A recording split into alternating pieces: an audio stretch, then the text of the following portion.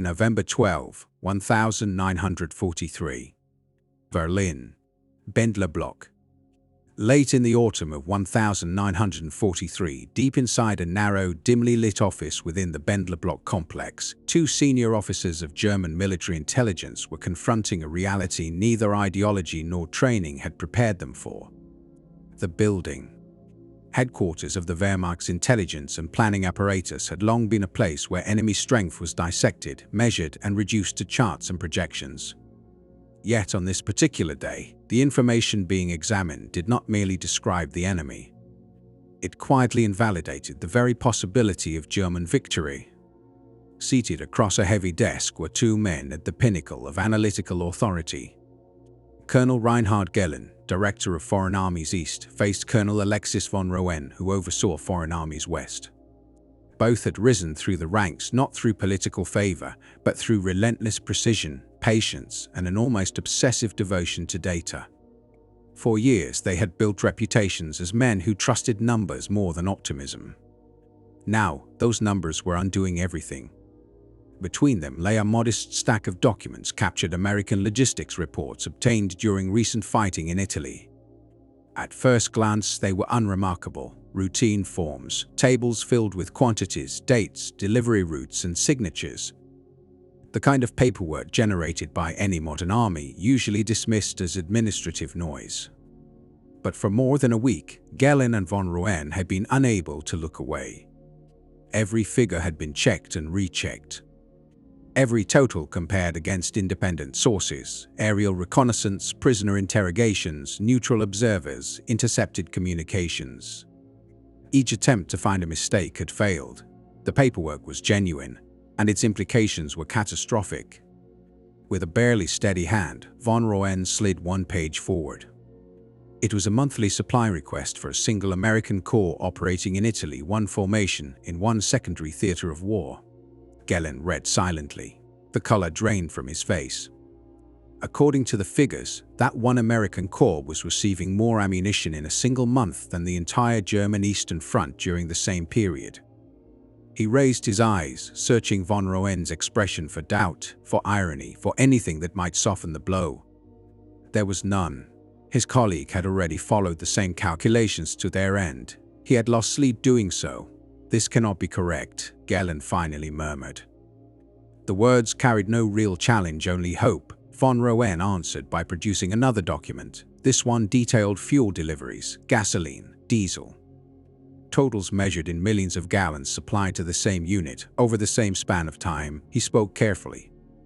That formation alone received over 3 million gallons of gasoline and nearly 1 million gallons of diesel in 1 month. Army Group Center, with several armies and more than 500,000 men, is allocated less than that. Silence followed. What these men were uncovering went far beyond tactical disadvantage. It was not a question of better generals or superior weapons. It was arithmetic, and arithmetic does not negotiate. Across every comparison, the conclusion remained unchanged. The United States was not simply producing more than Germany.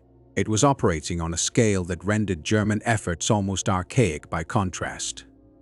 No battlefield success could compensate for the gap. No ideological resolve could bridge it. Germany was not being outmaneuvered, it was being outnumbered by factories. This realization had not emerged overnight. Its roots stretched back years, buried in flawed assumptions that had guided German strategic planning from the start. Before the war, German intelligence had monitored American industry closely, mapping factories, estimating output, tracking raw material reserves. On paper, the United States appeared powerful but inefficient, large, yes, but unfocused, soft, unwilling to mobile. Those assessments were disastrously wrong. They were shaped by two fatal blind spots: Germany's own industrial experience and the distortions of Nazi ideology. The belief that democratic societies could not sustain total war, combined with racial contempt for American workers, made the true scale of U.S. potential seem implausible. By 1943, Germany itself had reached what it believed were the absolute limits of production. The Reich had absorbed the resources of occupied Europe, seized machinery, coerced labor on a massive scale, and driven factories into continuous operation. Shifts ran endlessly. Output climbed year after year. Under Albert Speer, efficiency improved and production surged to levels unimaginable in 1939.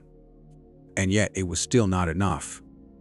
Even after mobilizing everything it controlled, Germany was losing the material contest. The captured American documents made that undeniable. The imbalance had been visible earlier, had anyone truly believed it. In May 1940, long before the United States entered the war, President Franklin D. Roosevelt addressed Congress with a declaration that stunned observers. America would aim to produce 50,000 aircraft per year. In the months that followed, the targets rose again.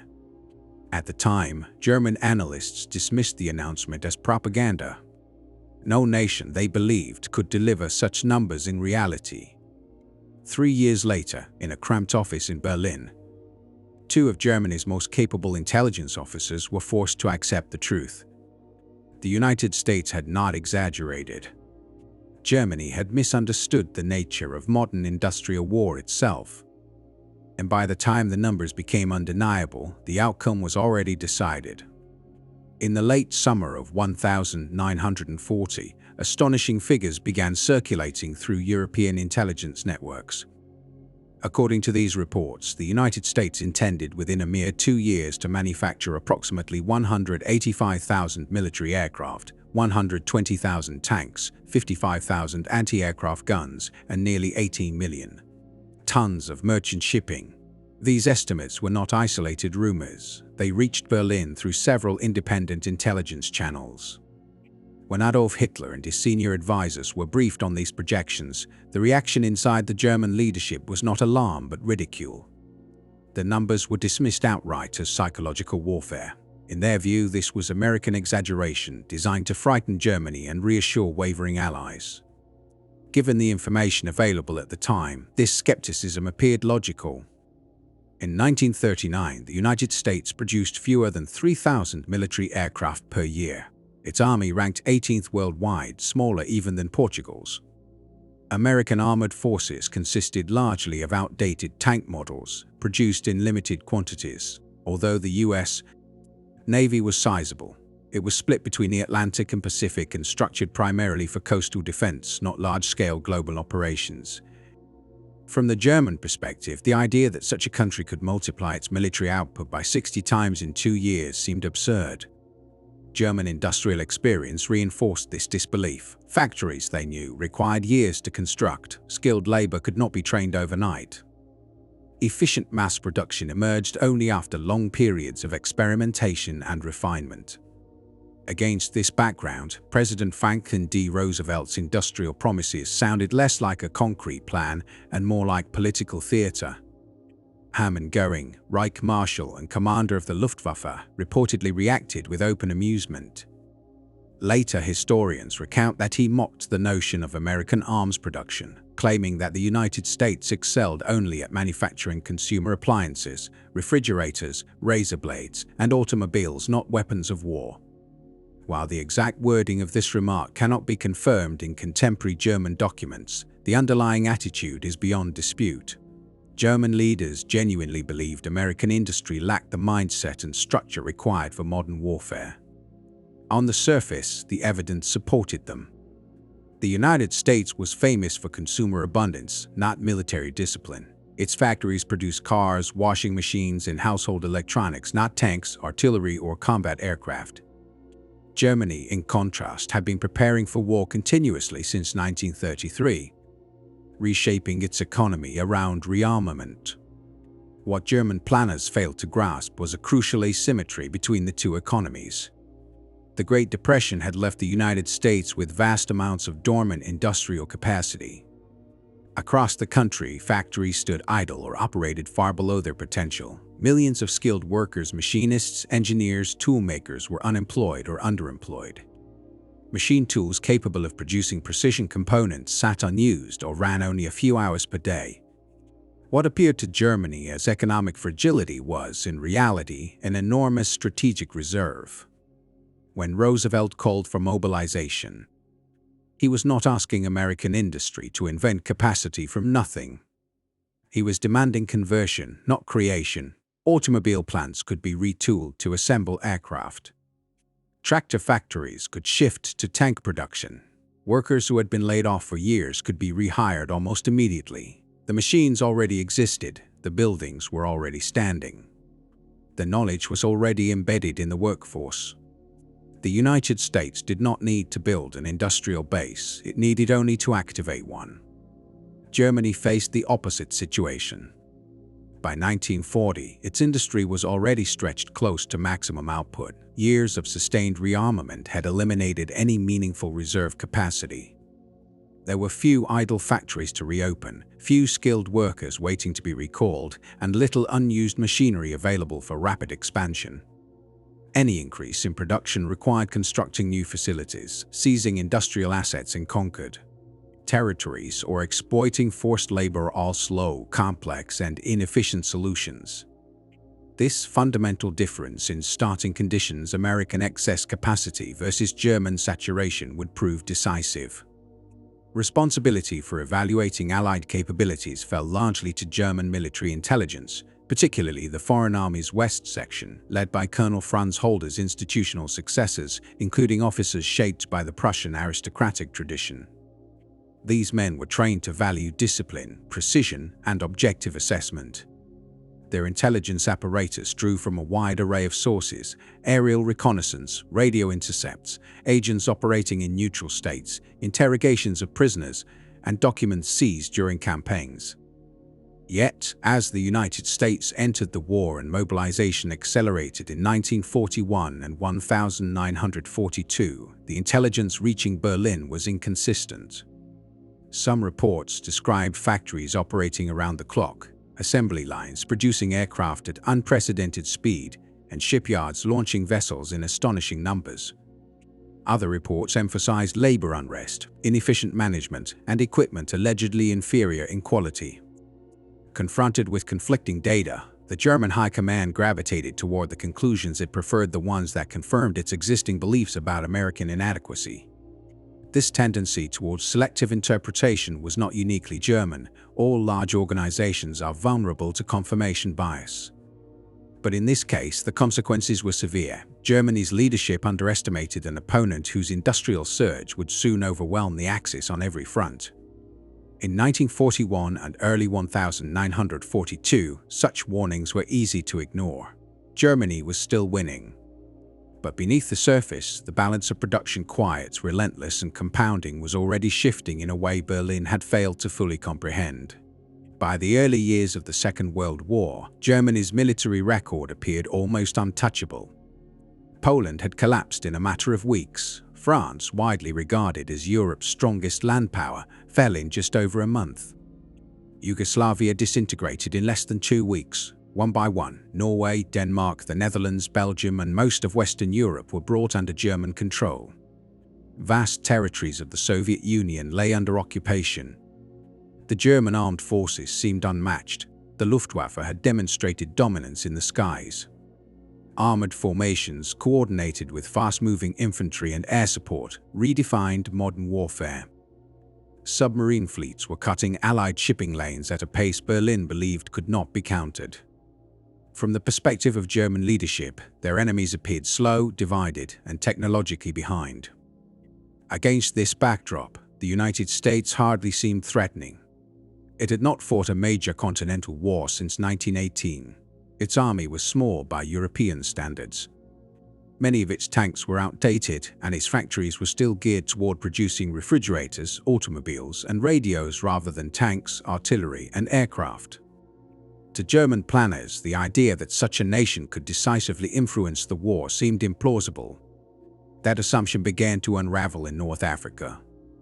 On November 8, 1942, American and Allied forces landed across Morocco and Algeria in what became known as Operation Torch. German commanders anticipated an easy victory. They expected poorly trained troops led by inexperienced officers, equipped with inferior weapons and incapable of sustained combat. The expectation was that these forces would be driven back into the sea with relative ease. At first, events appeared to confirm this confidence. American units, new to large-scale combat, made costly mistakes.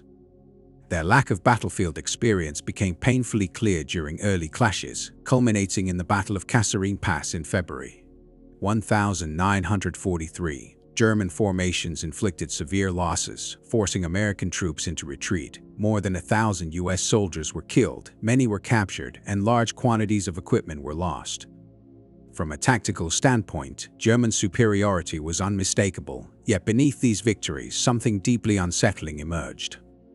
German officers noticed that American losses, no matter how severe, seemed to have little lasting effect. Units shattered in combat reappeared astonishingly quickly, sometimes within days, sometimes within hours, fully rearmed and refueled. Destroyed vehicles were replaced almost immediately. Ammunition shortages, a constant concern for German forces, appeared non-existent on the American side.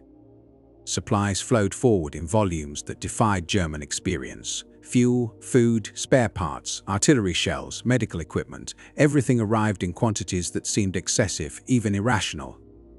Tactical success brought no strategic advantage because American logistics absorbed damage without slowing operations. Captured supply depots often contained more material than entire German formations possessed.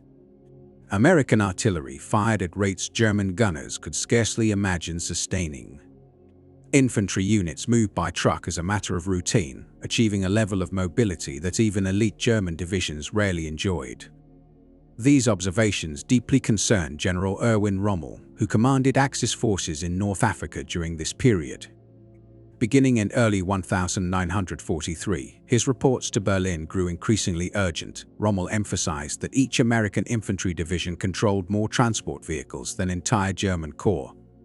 He noted that American support units operated fleets larger than those available to full German armies. What disturbed him most was not American skill, at least not yet, but their material depth. Captured installations revealed enormous stockpiles of food, fuel, ammunition, medical supplies, and replacement equipment. From Rommel's perspective, the sheer scale bordered on the absurd. He understood that tactical brilliance meant little when the enemy could replace everything faster than it could be destroyed. Rommel warned that continued resistance in North Africa was futile. Allied air dominance, naval control of the Mediterranean, and effectively limitless industrial backing meant defeat was inevitable, regardless of battlefield outcomes. He recommended a full withdrawal from the theater.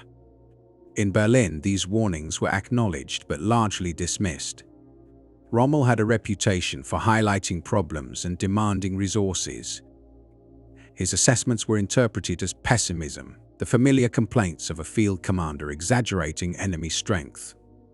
Adolf Hitler personally rejected the conclusions, insisting that determination, leadership, and superior tactics would compensate for numerical and material disadvantages. The ideological framework of the Nazi leadership left little room for the idea that factories and supply chains might outweigh courage or battlefield skill. However, Germany's intelligence services could not ignore the accumulating evidence.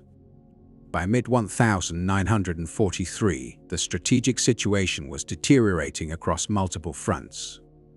After the final surrender of Axis forces in Tunisia on May 13, German intelligence gained access to an unprecedented source of information: tens of thousands of captured soldiers returning from Allied captivity. Approximately 125,000 German troops, out of more than 250,000 Axis prisoners, were systematically interrogated. Intelligence officers sought more than tactical details. They wanted to understand the broader nature of Allied, and especially American, military power. The responses were strikingly uniform. Across ranks, units, and service branches, prisoners described an enemy drowning in supplies. They spoke of food discarded because soldiers disliked it. Vehicles were reportedly abandoned after minor mechanical issues because replacements were easier to obtain than repairs. Massive depots contained fuel, ammunition, and equipment in quantities that seemed inexhaustible. Medical care stood out in particular. Drugs increasingly scarce in Germany, including sulfonamides, were readily available to American forces. Some prisoners noted with bitterness that they ate better as prisoners of war than they had while serving in the German army.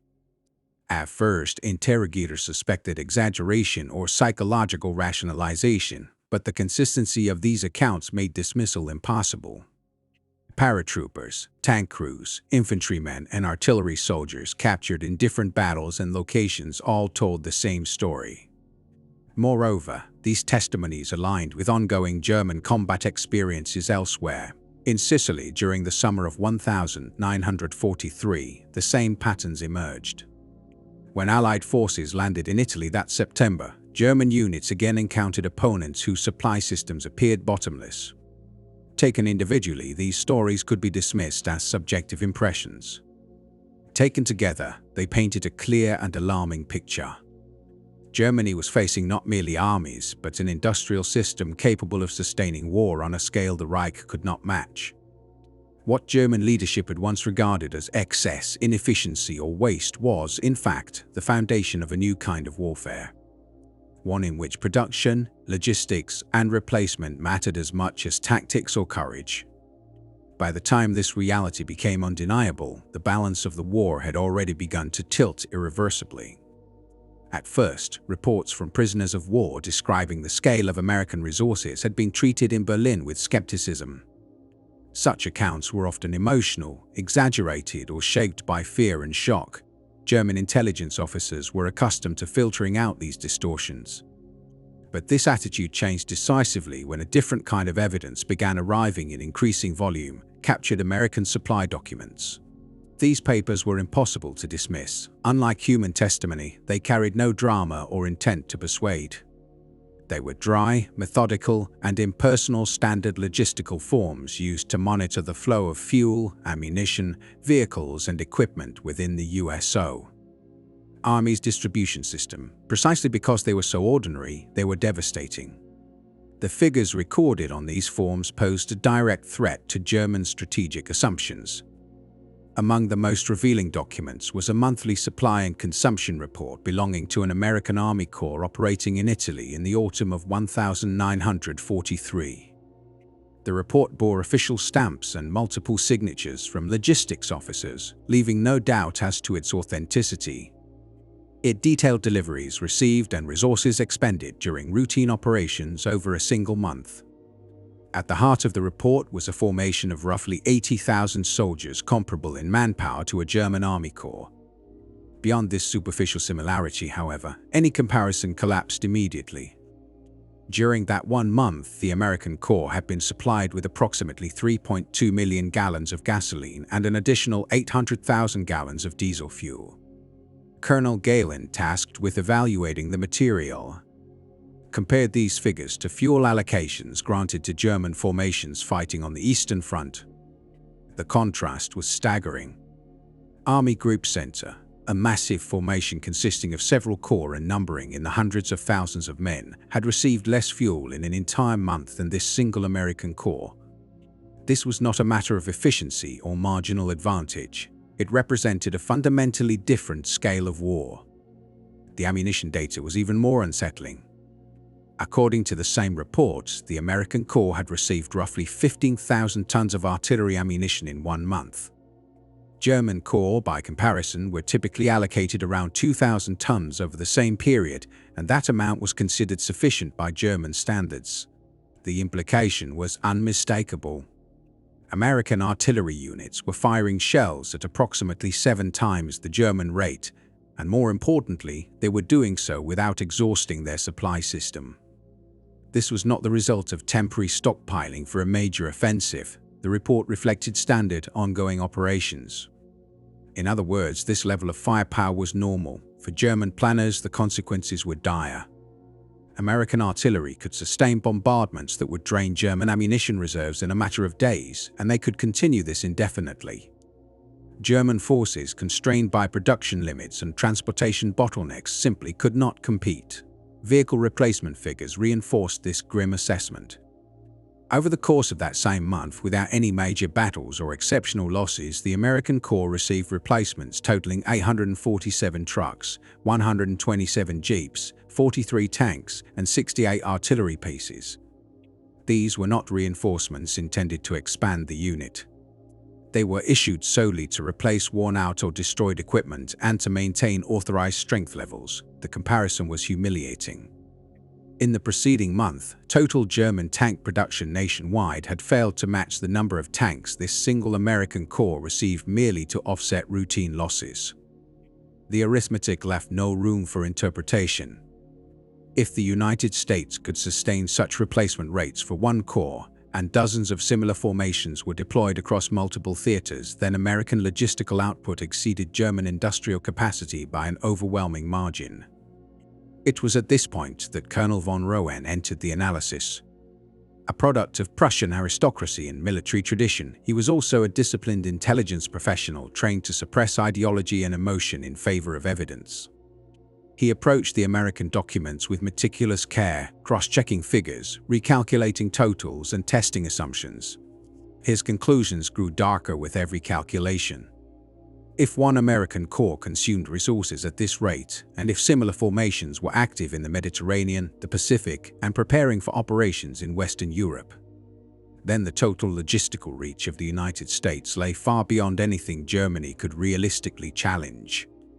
Von Roenne requested a comprehensive review of American industrial output from every available intelligence channel.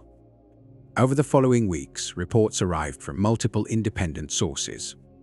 These included agent networks operating in neutral countries such as Switzerland and Sweden, analysis of international trade statistics, technical manuals captured alongside American equipment, and serial number studies drawn from seized vehicles and weapons. Open-source material from American newspapers and industrial magazines provided additional insight into factory expansions and production milestones. Each source had its weaknesses. Some were incomplete, others potentially misleading, but taken together, they formed a coherent and consistent picture. The same conclusions emerged regardless of the angle of analysis. Tank production proved especially alarming. In 1941, the United States had produced approximately 4,021 tanks, a figure German intelligence had noted and dismissed as insignificant. Germany produced more, and the assessment at the time seemed justified. The United States appeared unprepared and lagging behind, exactly as expected. That assumption collapsed within a year. By 1942, American tank production had surged to approximately 26,681 units, representing more than a six-fold increase in a single year. Initial German reactions ranged from disbelief to accusations of propaganda. Analysts suspected that the Americans were inflating numbers by including non-combat vehicles or obsolete designs. These doubts did not survive scrutiny. Captured tanks, interrogation reports, factory data, and serial number analysis confirmed the figures. Worse still, the trend continued. In 1943, American tank production reached an astonishing peak of approximately 37,198 units. German production, by contrast, stood at roughly 5,530 tanks in 1942 and about 11,600 in 1943. These increases had required extraordinary effort, factory expansion, extended shifts, simplified designs, and relentless pressure on an already strained workforce. German industry was operating at the limits of what could be sustained under wartime conditions, and producing over 11,000 tanks in a year was regarded internally as a major achievement. Yet even at this peak, Germany was being outproduced by more than 3-to-1, and the gap was growing. American output was accelerating while German production faced mounting obstacles from Allied bombing, raw material shortages, and transportation disruption. Aircraft production figures were even more unbalanced, according to post-war analysis of captured German records later compiled by the WWII Strategic Bombing Survey. Germany had produced approximately 15,596 military aircraft in 1942. At the time these figures were gathered, they already pointed to a fundamental industrial imbalance that no tactical innovation or battlefield success could reverse. By late 1943, the conclusion was unavoidable. Germany was not simply losing ground on the battlefield. It was being overwhelmed by an industrial system operating on a scale that rendered traditional concepts of attrition obsolete. The war had become a contest of production and logistics, and in that contest the outcome was already mathematically determined. In the early years of the Second World War, German officials proudly pointed to rising production figures as evidence that the Reich had successfully mobilized its industrial base. Compared to earlier years, aircraft output had increased noticeably, and Nazi leadership publicly celebrated these numbers as confirmation that Germany was prepared for a long mechanized conflict. New ones arrived in greater numbers, week after week, year after year. German factories simply could not keep pace. However, the most consequential comparison did not involve aircraft at all. It involved ships. German naval strategy was built on a clear and ruthless understanding. In a global war, logistics depended on the sea. Oceans were the arteries of modern warfare, carrying food, fuel, weapons, and raw materials. The Atlantic Ocean in particular was the decisive arena. If Germany could cut the maritime lifeline between North America and Britain, Allied strength would collapse regardless of industrial capacity. Britain could be starved into submission, and American production would become irrelevant if it could not reach the battlefield. This logic gave birth to the U-boat campaign. Submarine warfare was Germany's chosen method for neutralizing American industry at its source. Sink the ships, and the numbers no longer mattered. German Naval Command meticulously recorded Allied losses, watching the statistics with intense focus.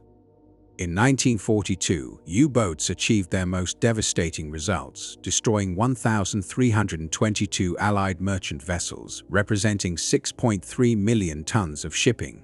It was the highest annual total of the entire war. To German observers, the figures seemed unsustainable for the Allies. At the time, the Battle of the Atlantic appeared to be turning in Germany's favor. Successful U-boat commanders were hailed as national heroes, their exploits broadcast through newspapers and newsreels. Admiral Karl Dönitz, commander of the submarine fleet, confidently predicted that if such sinking rates continued, Allied resistance would collapse before American industry could fully mobilize. And yet, something profoundly unexpected was happening. Despite catastrophic losses at sea, total Allied shipping capacity did not decline in 1942. It grew. The explanation lay in an industrial phenomenon that German planners had never encountered before. The Luftwaffe, in particular, was being supplied with new generations of fighters and bombers in quantities that appeared impressive by European standards. Yet beyond Europe, a vastly different scale of production was unfolding. In 1942, factories in the United States produced 836 military aircraft, a figure that exceeded German output by more than 3 to 1. When these statistics first reached German intelligence circles, they were met with disbelief. Analysts assumed the Americans must be inflating the numbers, perhaps counting training planes, gliders, or other non-combat aircraft. Such totals seemed incompatible with any realistic understanding of industrial limits. Further investigation shattered those assumptions. Detailed analysis revealed that the American figures referred overwhelmingly to frontline combat aircraft, broadly comparable in role and capability to German designs. The shock deepened the following year. In 1943, U.S. aircraft production surged to 85,898 planes, while Germany, despite relentless pressure on factories and workers, managed approximately 20,600 aircraft. The gap was no longer a matter of efficiency or planning. It had become a matter of scale. For every aircraft Germany completed, American factories were delivering more than 4. By 1944, the imbalance grew even more dramatic.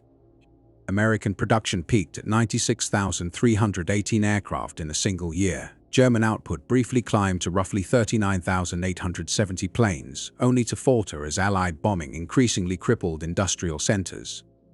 When the war ended, the United States had manufactured approximately 300,317 military aircraft, a total that surpassed even President Roosevelt's ambitious pre-war projections from 1940. Control of the skies ultimately passed to the Allies. Not primarily because of superior pilots or revolutionary aircraft designs, though both played a role, but because American industry replaced losses faster than German forces could inflict them.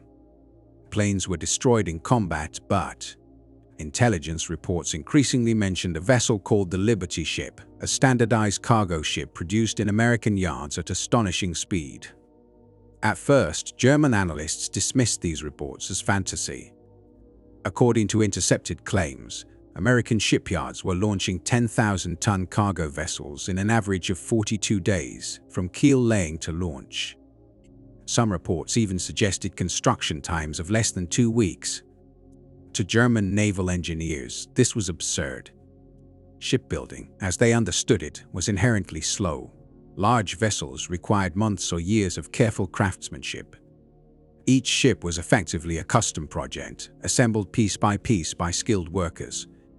Riveting alone consumed enormous amounts of time, and welding a hull of that size in mere weeks seemed technically impossible. Yet the evidence refused to disappear. Prisoners of war consistently described American ports crowded with identical cargo ships. Captured documents referenced Liberty ship serial numbers reaching into the thousands. Limited Luftwaffe reconnaissance flights photographed USOS shipyards where rows of nearly identical vessels stood in various stages of completion. Reports from neutral countries confirmed unprecedented expansion in American maritime construction. Confronted with mounting proof, German officials requested a formal technical evaluation from naval intelligence experts. The conclusion was staggering. The reports were accurate. American shipyards had reinvented shipbuilding itself. Rather than relying on traditional riveting, they embraced large-scale welding, dramatically reducing assembly time. Instead of constructing ships step by step, they prefabricated massive sections simultaneously: bows, sterns, decks, engine compartments, all built in parallel across vast yards. These sections were then assembled like enormous industrial components. Techniques borrowed from automobile assembly lines were applied to maritime construction for the first time in history. Specialized shipyards were built exclusively for Liberty ships, optimized entirely for speed and repetition.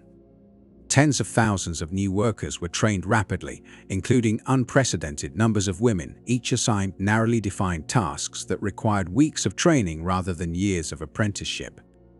The results were beyond anything German planners had imagined. At peak capacity, American shipyards were completing 3 Liberty ships every single day. In 1943 alone, the United States launched approximately 19.2 million tons of merchant shipping. During the same period, U-boats sank about 2.6 million tons. The arithmetic was brutal. America was building ships more than 7 times faster than Germany could destroy them. Individual ships could be sunk, entire convoys could be attacked, but the overall balance was hopeless. Even under ideal conditions for submarine warfare, even if every patrol achieved remarkable success, German losses could never offset American output. The Battle of the Atlantic was not ultimately decided by tactics, bravery, or technical ingenuity. It was decided by mathematics. German submariners fought with skill and courage, but no level of heroism could overcome an enemy that replaced losses faster than they could be inflicted. By the time this reality became undeniable, the outcome was already sealed. During the Battle of the Atlantic, German submarines achieved impressive tactical successes, yet they faced a strategic problem they could not solve. No matter how many merchant vessels were sunk, the United States was producing new ships faster than they could be destroyed. American industry had turned shipbuilding into an industrial torrent, and the flow could not be stopped. 2 Liberty ships became symbols of this unprecedented manufacturing power.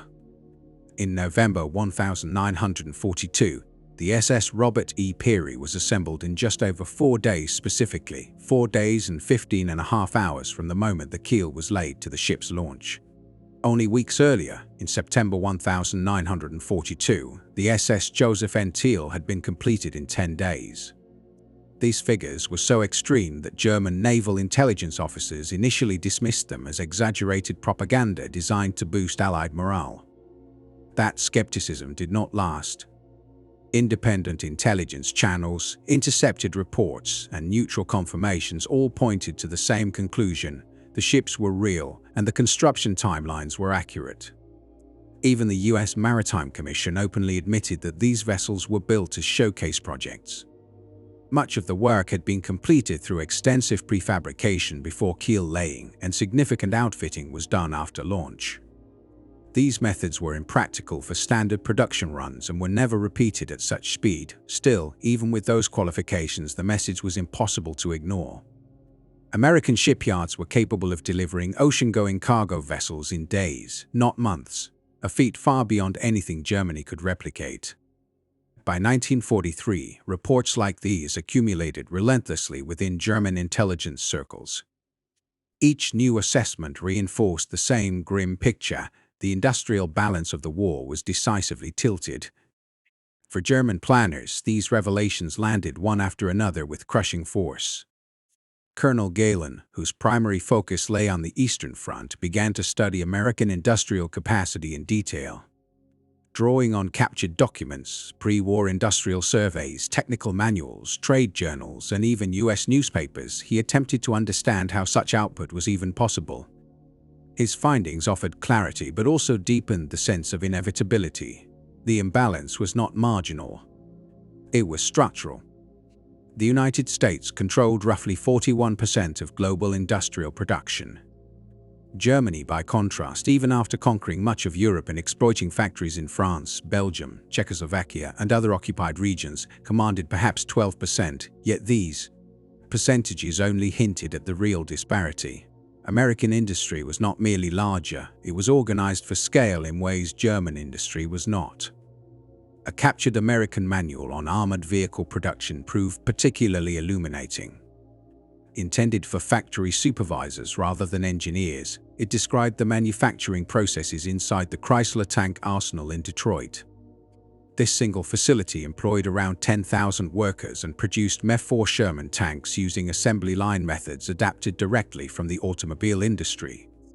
At its peak, the plant turned out 896 tanks in a single month, December 1942, and maintained production levels between 600 and 800 tanks per month for extended periods. At the same time, Germany's entire tank industry, spread across numerous plants and reliant on skilled craftsmanship, produced roughly 600 tanks per month in early 1943. One American factory alone was matching the output of Germany's entire national armored production. And this was only one facility among many. The manual detailed methods that German manufacturers had never applied on such a scale. Tanks moved steadily down conveyor-style assembly lines. Major components were built simultaneously in separate areas, hulls in one section, turrets in another, engines and transmissions elsewhere. These sub-assemblies were later brought together in a streamlined final assembly process. Workers were trained to perform narrow, repetitive tasks rather than crafting entire components. Precision jigs and fixtures replaced skilled fitting, ensuring that parts aligned correctly without manual adjustment.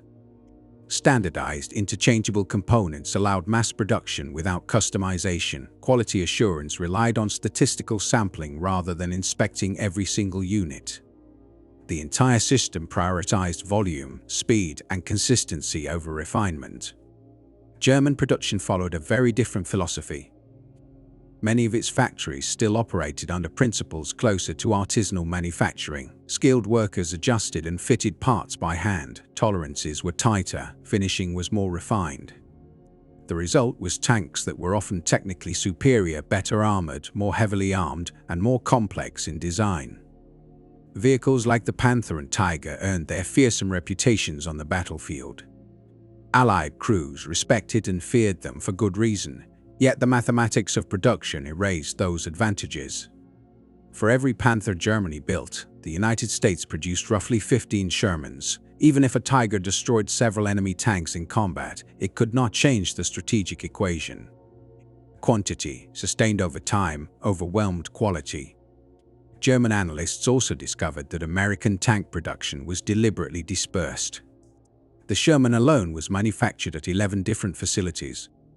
These plants were operated by automotive giants such as Ford, Chrysler, and General Motors, alongside agricultural machinery producers like Allis-Chalmers and locomotive manufacturers such as Baldwin and Lima. Most had never built tanks before the war. What they did possess was transferable expertise. Automotive firms brought high-speed assembly techniques. Agricultural equipment companies contributed experience with heavy machinery and rugged designs. Locomotive builders applied large-scale welding and steel fabrication skills. Together, they transformed civilian manufacturing knowledge into military output with devastating efficiency. This decentralized approach offered resilience as well as productivity. If one plant was damaged or shut down, 10 others continued operating.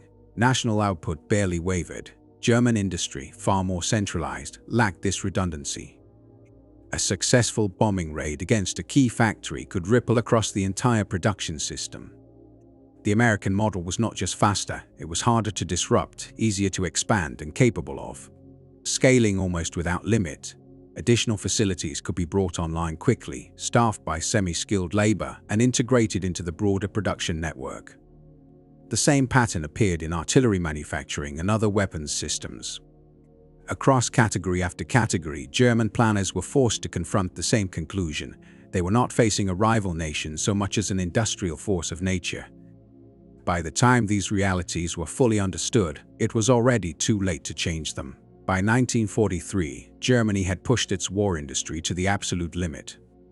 In that year, German factories produced roughly 11,000 artillery pieces of all categories: field guns, howitzers, anti-tank weapons, and anti-aircraft guns. This number represented the maximum sustainable output the German industrial system could achieve under wartime conditions. Production did not come solely from factories within Germany's borders, it also included plants in occupied territories across Europe.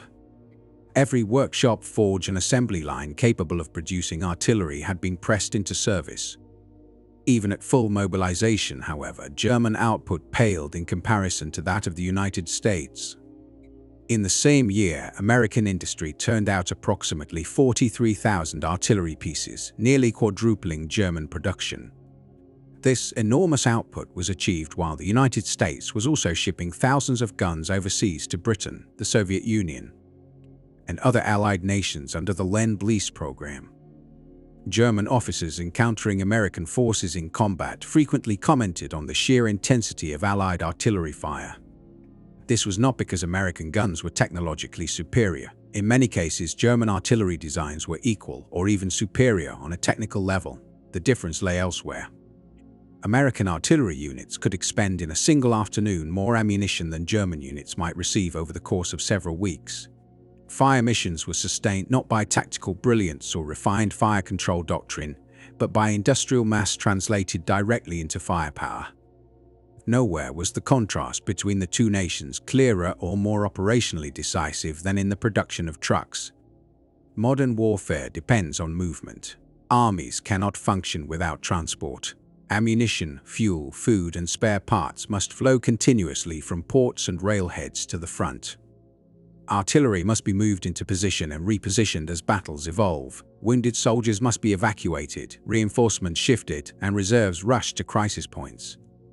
In industrial war, mobility is inseparable from logistics, and logistics are inseparable from motor vehicles. Throughout the conflict, the German army remained only partially motorized. Hundreds of thousands of horses continued to haul artillery, supplies, and equipment from the first day of the war to the last. This reliance on animal transport was not a matter of tradition or sentimentality. It was the unavoidable result of chronic vehicle shortages. In 1943, Germany produced roughly 100,000 trucks, a number that had to satisfy both military requirements and essential civilian needs. The Wehrmacht never came close to full motorization. Standard infantry divisions typically moved their artillery and heavy equipment using horse-drawn wagons. Supply columns depended heavily on animal transport. Even elite formations such as panzer divisions often suffered from persistent vehicle shortages and improvised logistics. The American situation was entirely different. In that same year, the United States manufactured approximately 620,000 trucks, the overwhelming majority destined for military service. Over the course of the war, 42,728 American trucks were delivered to the Soviet Union alone through Lend-Lease, more vehicles than Germany produced for all purposes during the entire conflict. An American infantry division possessed more organic transport capacity than a German armored division. Some US supply units operated vehicle fleets larger than those available to entire German field armies. This imbalance in logistical mobility produced immediate and visible effects on the battlefield. American forces could assemble supplies for major offensives with a speed and scale German commanders could not hope to replicate. Once an advance began, American units maintained momentum through relentless motorized supply operations that delivered ammunition, fuel, food, and spare parts without interruption. The Red Ball Express, created after the Normandy landings, became the most famous symbol of this capability. Designed as an emergency response when rapid advances outpaced traditional supply networks, the system nonetheless operated on a scale unprecedented in military history. At its peak, nearly 6,000 vehicles ran non-stop along dedicated one-way routes. On August 29, 1944, the network moved over 12,000 tons of supplies in a single day, with sustained daily averages approaching that level during peak operations. Remarkably, this improvised supply effort transported more material each day than the entire German army in Western Europe received from all sources combined. German intelligence officers studying reports on the Red Ball Express recognized that they were observing something entirely new. And this was not even the primary American supply system, it was merely a stopgap measure. German attempts to conduct similar large-scale motorized supply operations collapsed under familiar pressures: fuel shortages, mechanical failures, air attacks, and organizational strain. American convoys faced those same challenges and continued regardless. Problems that would have crippled German logistics became minor disruptions. If a truck broke down, another immediately replaced it. If one convoy was delayed, several more followed. Scale itself became the solution. Captured documents revealed another devastating imbalance: fuel. Germany had struggled with energy shortages from the beginning of the war. Lacking significant domestic oil reserves, it relied on synthetic fuel derived from coal and limited imports from Romanian oil fields. Synthetic fuel production consumed vast amounts of electricity, labor, and raw materials, yet never produced enough to meet military demand. Romanian oil, meanwhile, required constant military effort to secure transport routes and protect refineries. As a result, German operational planning was perpetually constrained by fuel availability. Decisions about when and where to launch offensives were often dictated more by gasoline stocks than by tactical opportunity. The 1942 drive toward the Caucasus, for example, was driven primarily by the desperate need to seize Soviet oil fields rather than territorial ambition. American forces operated under no such limitations. Intelligence analysis of captured Allied supply records revealed that US SO units in Italy received fuel allocations exceeding their maximum possible consumption. They possessed more fuel than they could realistically use. Vehicles were run for training, minor transport tasks, and even convenience activities that German units would have considered unthinkable luxuries. The reason was stark. In 1943, American petroleum production reached approximately 1.4 billion barrels, accounting for nearly two-thirds of global output. The United States produced more oil than the rest of the world combined. Germany, by contrast, managed perhaps 40 to 50 million barrels per year, including synthetic fuel and Romanian imports. Less than 4% of American production. American forward fuel depots and tanker fleets contained quantities of fuel that exceeded Germany's total national reserves. Captured documents described fuel being used for heating buildings, powering non-essential generators, and even recreational vehicle trips. What German commanders would have labeled criminal waste was routine practice for American forces. This disparity reached its most dramatic expression during the Battle of the Bulge, when German operational plans depended explicitly on capturing American fuel depots. The Wehrmacht simply lacked the resources to supply the offensive on its own. The plan itself was an admission of strategic desperation. Underlying all of these comparisons was steel, the foundation of industrial warfare.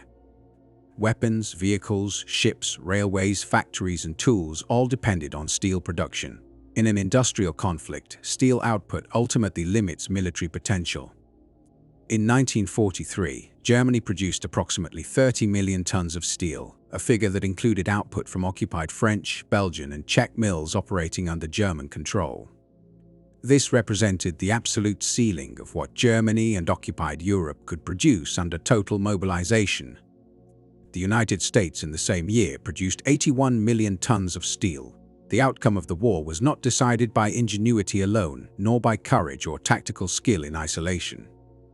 It was shaped by the relentless arithmetic of industry, by the ability to turn raw materials into weapons, vehicles, fuel, and supplies on a scale so vast that resistance, no matter how determined, eventually became unsustainable. The intelligence assessment suggested that Germany's leadership might need to reconsider its priorities, deciding which regions were worth defending at all costs and which should be relinquished to conserve strength. At the very least, an honest appraisal of reality could have spared the Wehrmacht from launching costly offensives that drained fuel, manpower, and equipment without delivering any meaningful strategic benefit. Colonel von Roenne submitted this analysis to senior figures within the German High Command, fully aware that its conclusions would be unwelcome. He understood that the implications challenged deeply held assumptions about the war. Yet his intention was neither political nor subversive. His career record demonstrated consistent loyalty to the German cause, and his background within the Prussian military tradition placed his personal integrity beyond reasonable doubt. Von Roenne was not advocating surrender, nor was he undermining morale. He was fulfilling the role of a professional intelligence officer, presenting data-driven conclusions so that decision-makers could act with clarity rather than illusion. He anticipated debate, resistance, perhaps even outrage at conclusions that clashed with ideological expectations. What followed was more severe than disagreement. The analysis itself was dismissed outright. Adolf Hitler rejected the report entirely, branding its conclusions as defeatist rhetoric designed to sap the nation's fighting spirit. He argued that numerical comparisons were irrelevant in the face of German determination, superior battlefield doctrine, and forthcoming technological breakthroughs. In his view, willpower and leadership could compensate for material shortages. To reinforce his position, Hitler invoked historical precedents. He cited Frederick the Great's victories against larger coalitions, Hannibal's triumphs over Rome, and Napoleon's early campaigns as proof that skill and resolve could overcome inferior numbers. Allied industrial statistics, he insisted, were exaggerated for propaganda purposes. American weapons were portrayed as unreliable, Soviet industry as fragile, and Britain as economically exhausted and nearing collapse. Other senior commanders and Nazi officials echoed these views. They pointed to ongoing tactical successes, the battlefield performance of advanced weapons such as the Panther tank, and the promise of revolutionary technologies like the Me-262 jet fighter. Defensive fortifications, they argued, further neutralized the enemy's numerical advantage. German troops, in their assessment, were better trained, more disciplined, and more ideologically committed than their opponents. Superior leadership and combat experience, they believed, would ultimately offset shortages in equipment and manpower. Some placed their hopes in classified projects, new jet aircraft, advanced submarines, and so-called wonder weapons that were expected to reverse the strategic balance. Von Roenne attempted to counter these arguments with blunt logic. He explained that tactics lose significance when faced with overwhelming industrial capacity. Qualitative advantages disappear when an enemy can deploy 5 times as many units. Even elite formations cannot operate without fuel, ammunition, spare parts, and replacement vehicles. Courage and skill cannot compensate for empty supply depots. These warnings were interpreted not as realism, but as pessimism.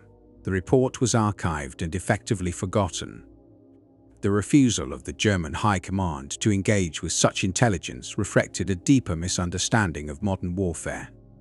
For centuries, military culture had emphasized bravery, leadership, and tactical ingenuity as the decisive elements of victory. History offered countless examples of smaller, better-trained forces defeating larger adversaries through discipline and maneuver. But the Second World War represented a fundamental break from that tradition. It was the first conflict in which industrial production itself became the primary weapon. victory depended less on battlefield brilliance and more on the capacity to manufacture tanks, aircraft, artillery, ammunition, fuel, and logistical support on a massive and sustained scale. In such a war, attrition favored the side with deeper factories, not sharper tactics. Germany's senior military leadership, shaped by classical Prussian doctrines, struggled to accept this transformation. Psychologically and institutionally, many could not abandon the belief that operational excellence would eventually prevail. Yet not all German leaders were blind to the reality. General Heinz Guderian, a pioneer of armored warfare, later wrote about examining captured American equipment and logistical records. From these documents, he concluded that Germany faced an opponent with effectively limitless industrial reserves, making ultimate victory unattainable. Field Marshal Erwin Rommel reached similar conclusions through direct experience. After campaigns in North Africa, Italy, and France, he observed that German tactical superiority meant little when Allied forces could replace losses immediately while German units grew steadily weaker. In private correspondence and official reports, he acknowledged that the material imbalance rendered continued resistance futile. This realization contributed to his eventual involvement in efforts to remove Hitler in 1944. Albert Speer, appointed Minister of Armaments and War Production in early 1942, also understood the scale of the problem. He worked relentlessly to close the production gap through industrial rationalization, tighter resource management, and the brutal exploitation of forced labor. Under his direction, German output did rise significantly, reaching its highest levels in 1943 and 1944. Nevertheless, Speer recognized that these gains were insufficient. When Allied bombing campaigns began systematically targeting synthetic fuel plants in May 1944, he concluded that the economic foundation of the war effort had collapsed. The destruction of the Luna synthetic oil facility on May 12, 1944, marked a decisive turning point. In Speer's later assessment, that day signaled the irreversible loss of the technological and industrial war. Privately, German industrial leaders understood this reality. Publicly, Speer continued to demand higher production and spoke of secret weapons and eventual victory, constrained by ideology, position, and fear of consequences. Throughout 1944, intelligence officers continued their work with the same analytical rigor as before. Even as their assessments were routinely ignored, they documented developments such as the Allied landings in Normandy on June 6, applying precise calculations to troop movements, supply flows, and production capacity. Recording in numbers and reports the steady approach of an outcome that leadership refused to acknowledge. The opening phase of the Allied invasion of Western Europe was unprecedented in both scope and ambition. On the very first day alone, nearly 156,000 soldiers crossed the English Channel aboard roughly 5,000 vessels. This was only the beginning. Over the following months, the number of men, vehicles, and supplies poured into France reached into the millions. No military operation in German history at any point, even during its greatest territorial expansion, had ever approached this level of complexity or logistical demand. What set the invasion apart was not merely the number of troops involved, but the industrial and organizational machinery standing behind them. One of the clearest symbols of this imbalance was the deployment of the Mulberry harbors. These were not captured ports or modified coastal facilities. They were fully artificial harbors, engineered in Britain, constructed in sections, towed across the Channel, and assembled directly off the Normandy coast under combat conditions. Each of these temporary ports rivaled the size of Dover, one of Britain's most important commercial harbors, yet they were designed with a single purpose and a short lifespan. They were built to be used intensely and, if necessary, abandoned.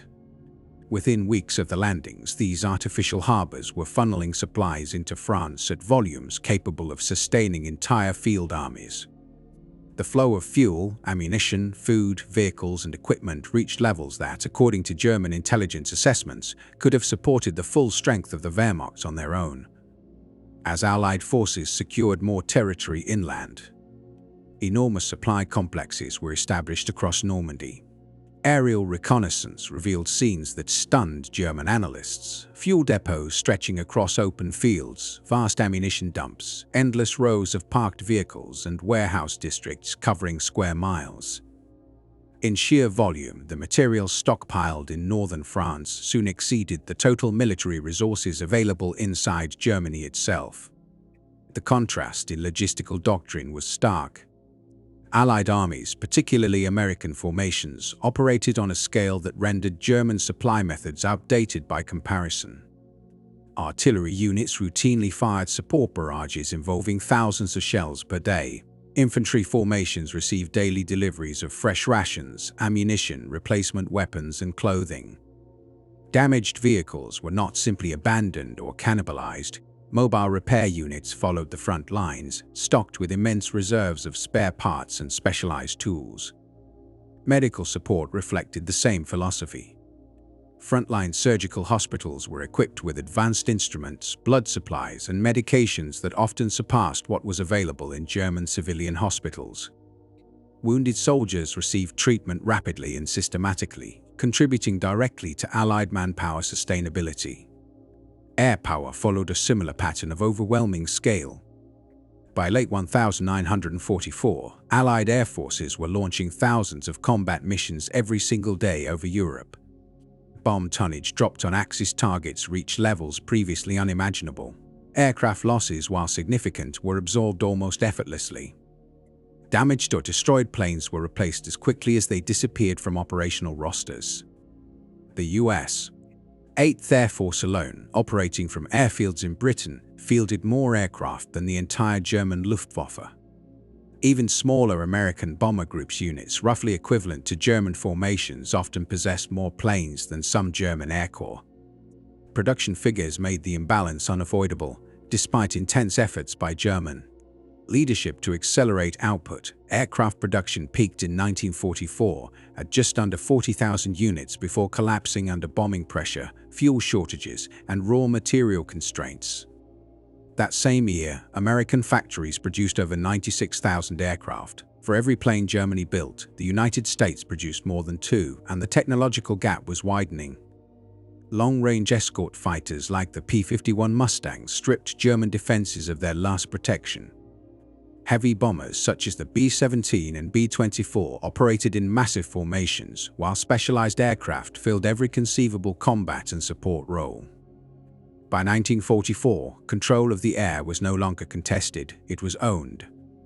German attempts to regain technological advantage, including the introduction of jet fighters like the Me-262, arrived too late and in numbers far too small. Fewer than 1,500 were ever produced. They faced tens of thousands of conventional Allied aircraft. In this environment, innovation alone could not compensate for industrial inferiority. Superior engineering became meaningless when confronted with relentless numerical dominance. The Luftwaffe was steadily bleeding to death. Veteran pilots were lost faster than they could be trained. Fuel reserves dwindled beyond recovery. Aircraft that did reach squadrons faced enemy forces outnumbering them 5-1 or worse. Attrition became irreversible. The final and perhaps most demoralizing intelligence revelations came after the Allied breakout from Normandy in late summer 1944. American armies surged across France with astonishing speed, liberating Paris and driving toward Germany's western frontier.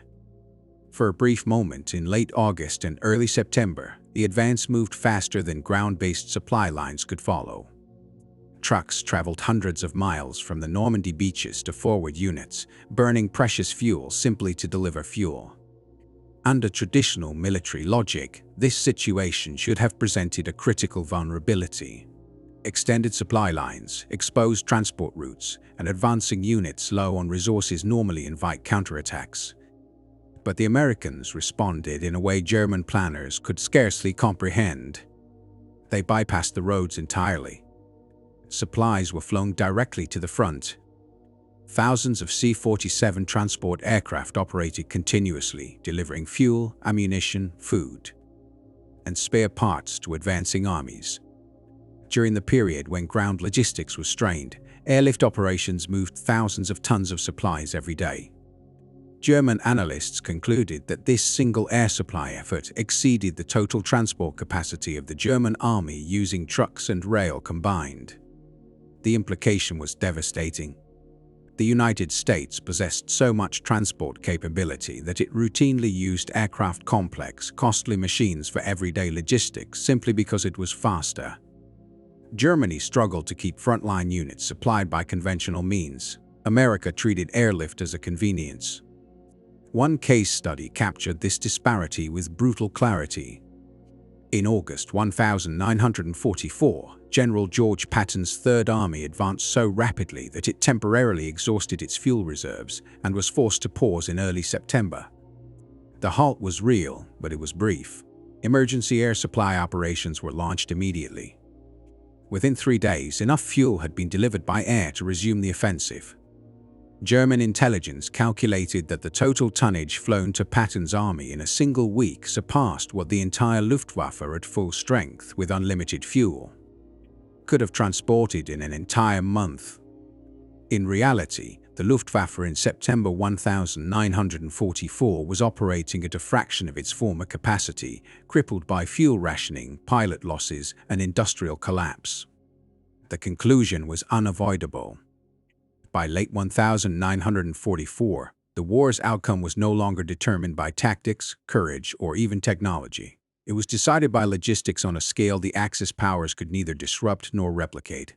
The Allies were not simply fighting better, they were operating in a different industrial universe altogether.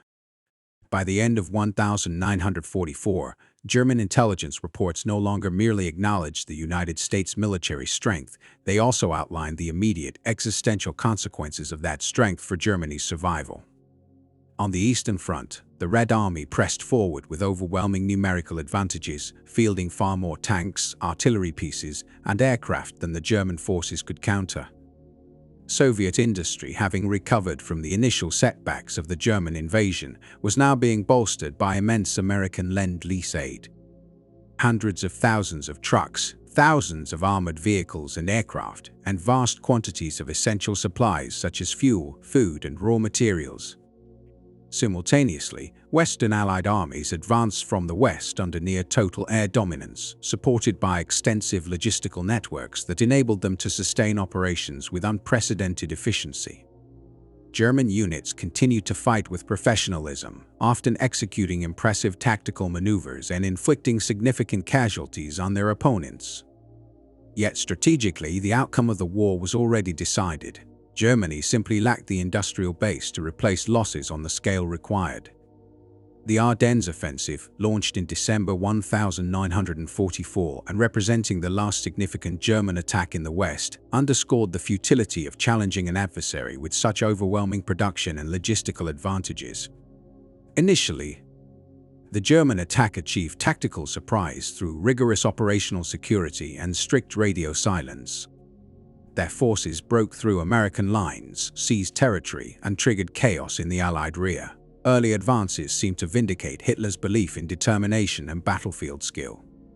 However, the operation was inherently doomed, not because of flawed tactics or poor execution, but because of unavoidable logistical limitations. German planners relied explicitly on capturing Allied fuel depots to sustain the offensive. The Wehrmacht's own supply network could not provide enough fuel for an operation of this magnitude. Hitler openly acknowledged that success depended on seizing enemy resources along the route.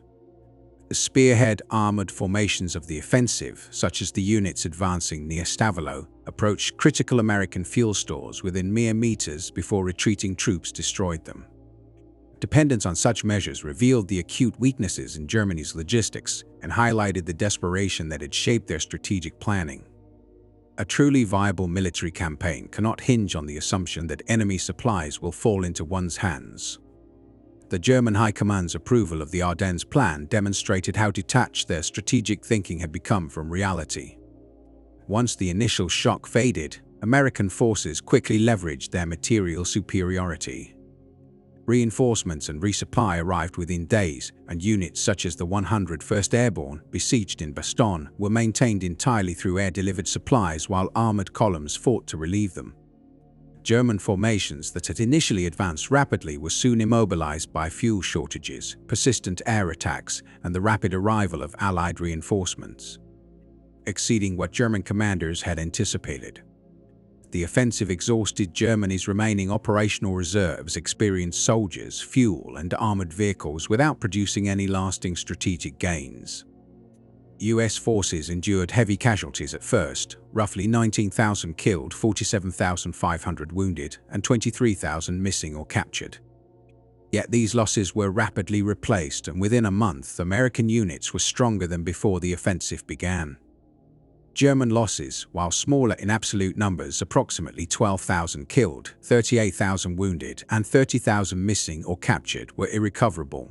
The loss of veteran troops and equipment could not be remedied, accelerating Germany's irreversible decline. Colonel Alexis von Roenne, one of Germany's most perceptive military analysts, did not live to witness this final collapse.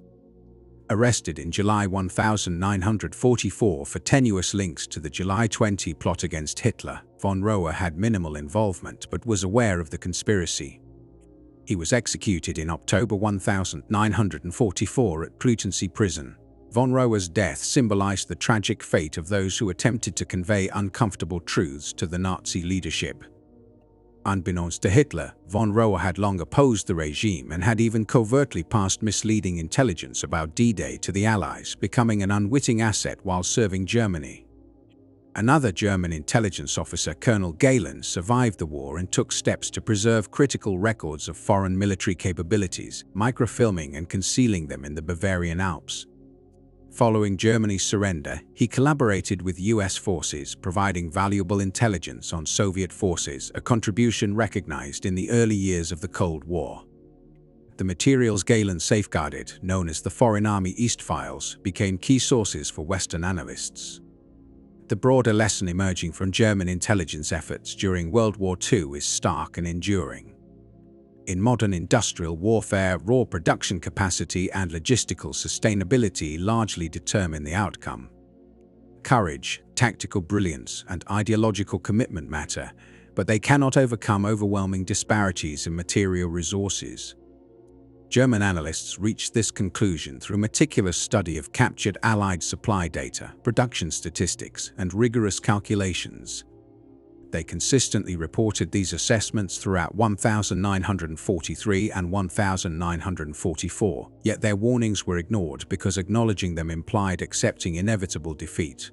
Ironically, the documents that revealed this stark reality were mundane logistical records, supply charts, requisition forms, and routine accounting, not advanced weaponry or secret technology.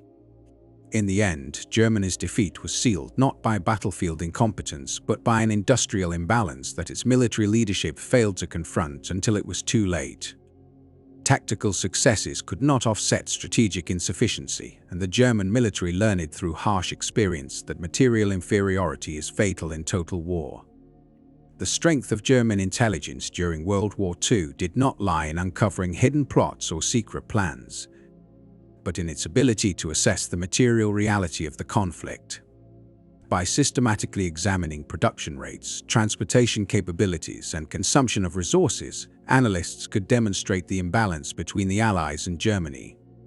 The United States, in particular, possessed a level of industrial output that Germany could never match.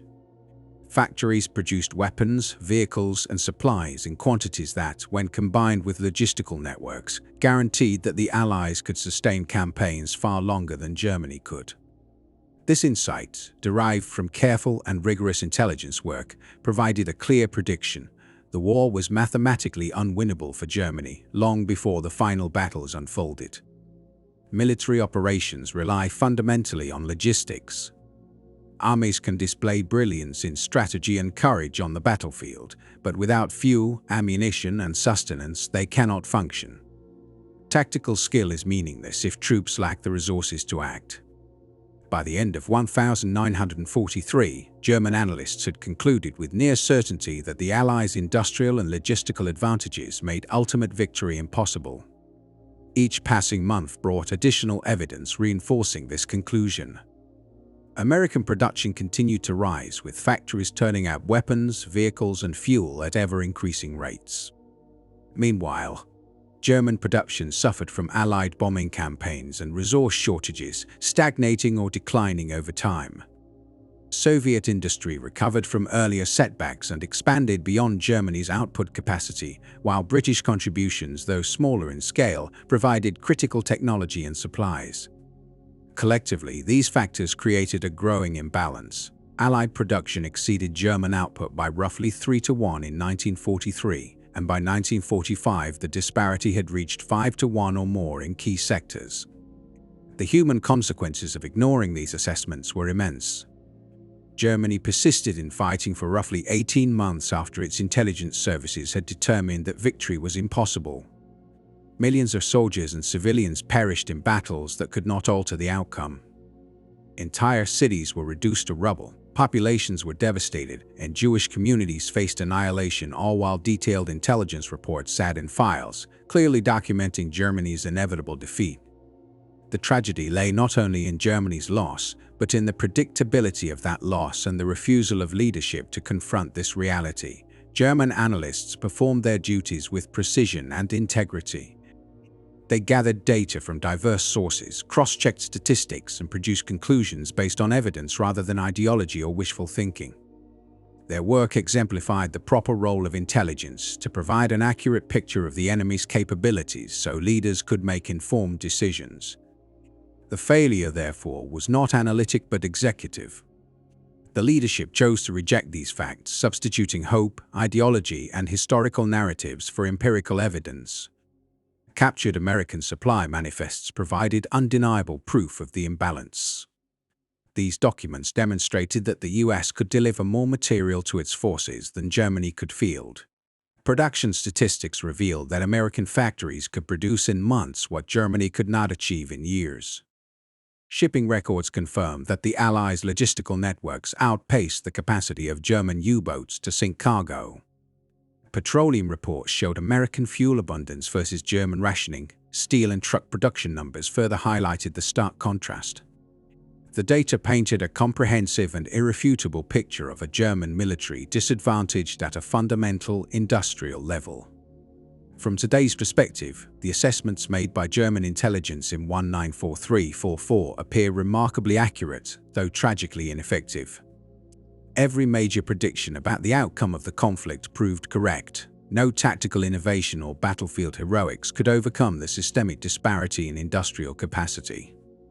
Yet this knowledge did not change the course of events because the leadership refused to accept arithmetic over ideology.